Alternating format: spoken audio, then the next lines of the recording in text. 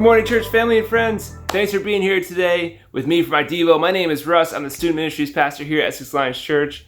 And you're actually joining me. We're on vacation right now. This is my parents' living room. We're on the couch. It's a beautiful day outside. I hope it's a beautiful day where you are too. So thanks for being here. Have you ever had an enemy? Somebody maybe when you were younger was a bully to you, or maybe at work nowadays. It's someone who just seems to take joy and pleasure in your suffering and pain. Think about somebody. Once you have somebody in mind, I'm going to give you a scenario. Think about an enemy.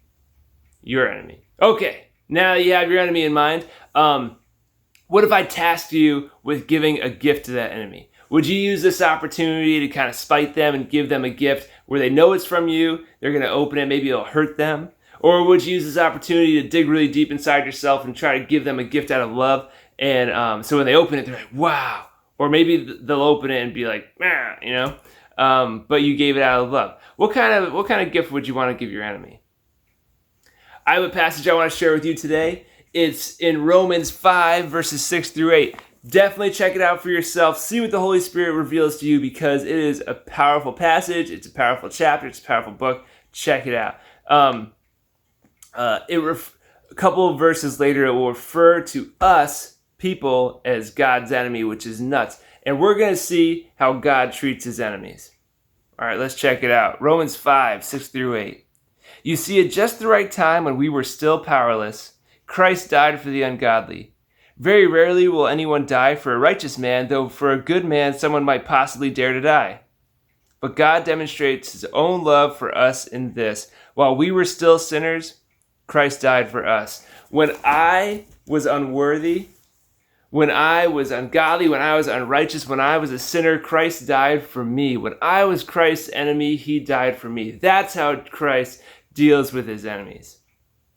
That's an unimaginable, unfathomable love that he has for us. And that is so cool.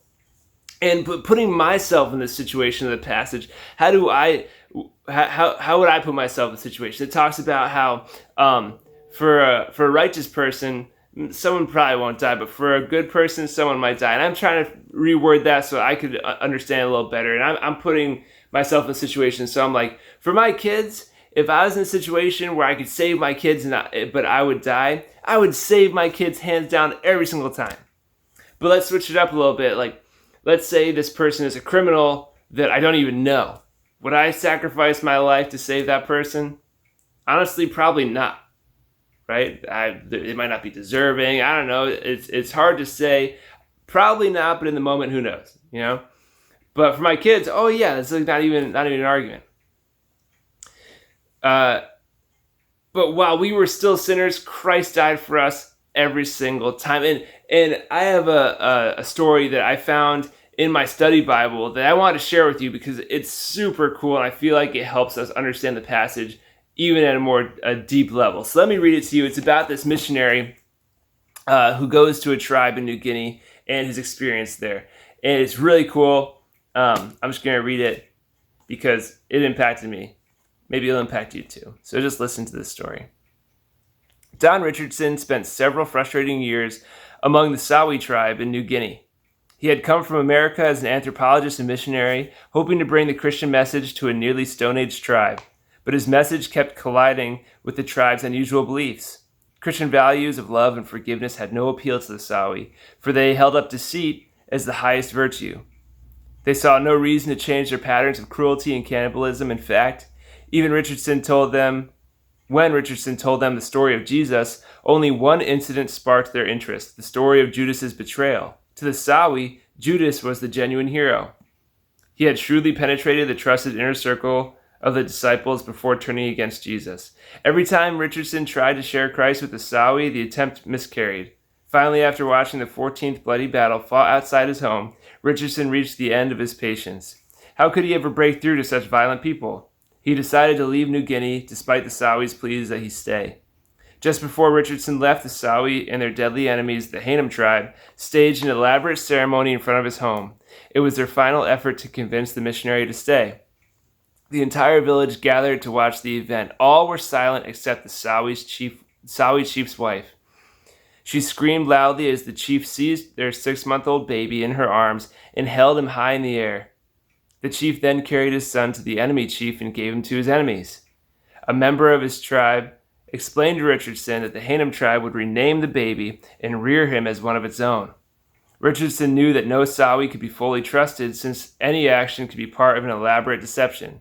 But this memorable day he learned that the one great exception, the peace child, a chief's giving his own son to his enemies, that profound, painful act would overcome all suspicion. By mutual agreement, as long as the peace child lived, no wars could be fought between the two tribes.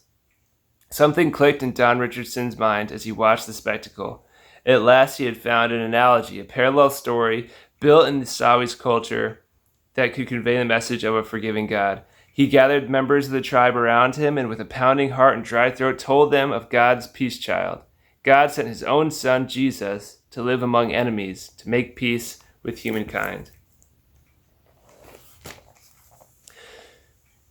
Before, I just talked about giving a gift to your enemy.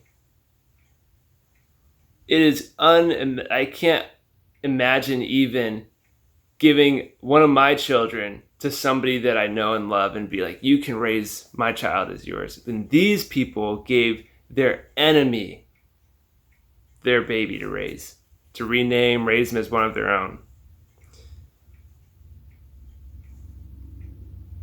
When we were God's enemies, Christ died for us.